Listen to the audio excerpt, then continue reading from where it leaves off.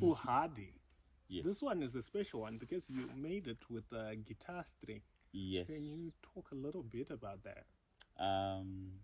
So yes, the Uhadi is a traditional Xhosa instrument, and typically the string is made from a wire, like a thin wire. Actually, using the guitar string was out of necessity because I couldn't find the right thickness of wire where I was in Chebutu at the time. And so I was thinking, it's if I use a steel guitar string, would it work the same way? And it seems to I like the tone. It seems to work quite well. But I guess the only disadvantage would be you can't make it as big as the typical Uhadi.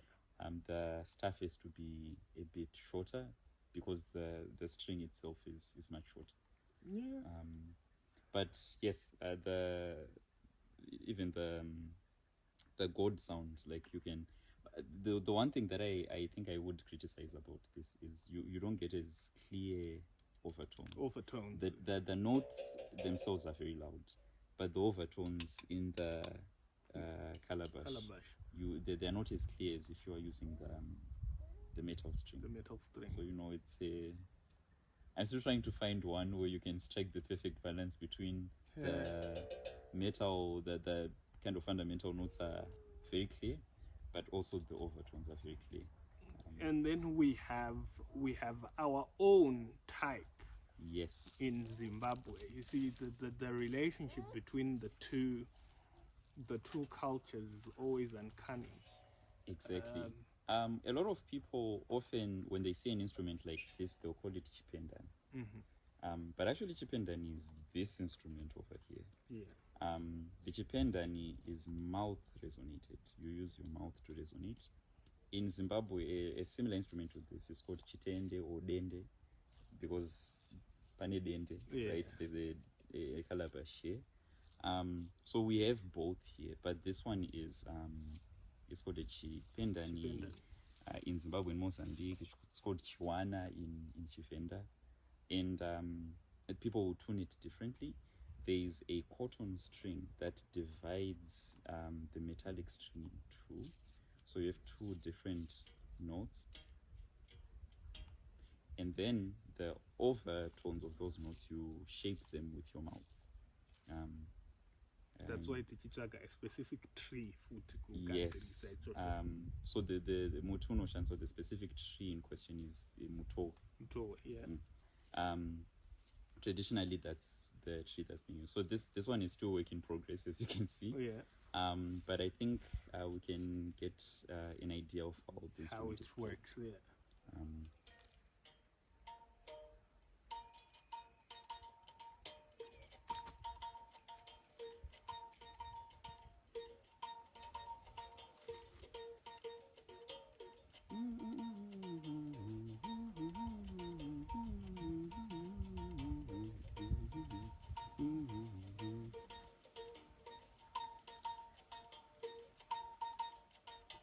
So the song is Mai vakochira mwiwa nandipisa nerupiza vanditatatiririza here awo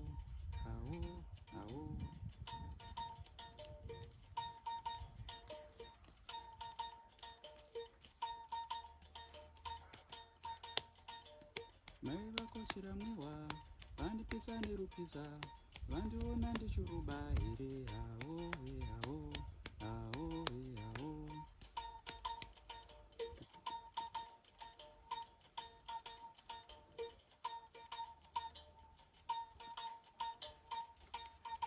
That is phenomenal. Where in Zimbabwe do we usually get Chipendani? This one was all over Southern Africa, and as you can hear, it's a very quiet instrument. It's very. So people, boys and girls, would usually it's usually like played by younger people. When people are out, maybe they're heading cattle. Usually is when people would usually play, because you just kind of be out there by yourself and you want something to entertain yourself. But even maybe it's after dinner, we're sitting, we're chatting, socializing, people might play Chipendani. And even some of the songs are songs from folk tales. So if I was a person who was telling a folk tale, and maybe, for example, someone is singing, Chiramwiwa, your mother bent me with rupees because she thought I stole something, right? And maybe there's a story about that. Someone says the there's a story, backstory about it, yeah. and then in the parts where they are playing, normally in African music, you wouldn't just be sitting. You'd also be dancing, or you are singing along, you are participating somehow. True. But because it's really quiet, usually it's in a very small, intimate settings. That's when you can hear the instrument very well. Because there are some wave instruments that are very loud on the continent, but also have instruments where the music is not just for others, it's also for yourself.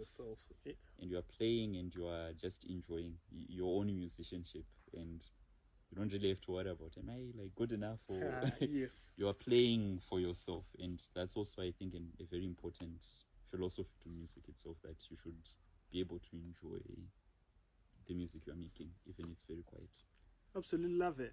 We are learning today that we've got music for a particular scenario and a particular story to tell, and this is an instrument that would be used for, let's say, ngano.